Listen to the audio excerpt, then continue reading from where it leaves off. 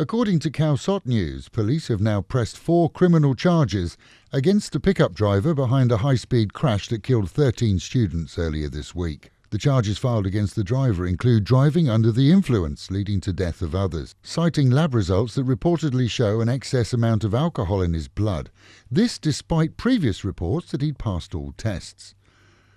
Apart from the 13 students from the college killed in the crash in Samut Prakan on Sunday, 6 people were also wounded, including the driver, who was hospitalised after the incident. He now claims that the students were being taunted by local gang members when he'd picked them up, so he sped away from the scene as soon as possible to avoid a confrontation, later losing control of the vehicle when he tried to overtake a car in front of him.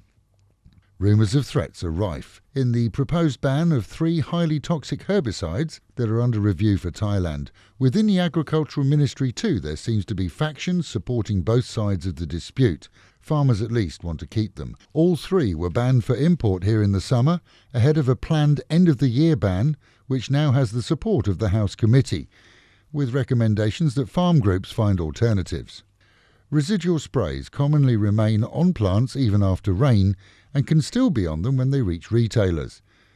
The tale is that at least 3 advocates for the ban have received either intimidation or threats, and that they too will be investigated. Pope Francis will meet His Majesty the King of Thailand and the Supreme Patriarch during his 3-day visit to the country next month, as plans are in hand for 2 main public appearances in Bangkok, which are expected to attract most of the small but loyal Catholic community here. November the 20th he arrives and leaves for Tokyo on the 23rd.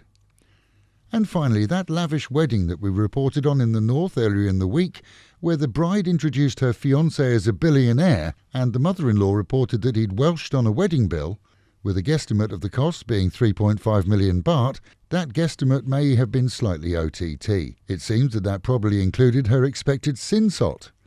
The organisers claimed the bill was only 300,000 baht. Disappointment for sure, as no doubt new pickups and home improvements have been planned based on the promise. Still no word from the newly married man, who's keeping well from public view. This weekend, as every weekend, we'll see our Meghan covering the news with a complete What's On guide for your area. So tune in over the weekend to find where you need to be. And with the Met Office promising highs today in Pattaya of 31, dropping down to 25 and a good chance of thunder at any time. Phuket looking forward to the same temperatures, 31 dropping down to 25 with some rain. That is the local and national news from Fab FM, keeping you in touch with Thailand and of course your city of fun.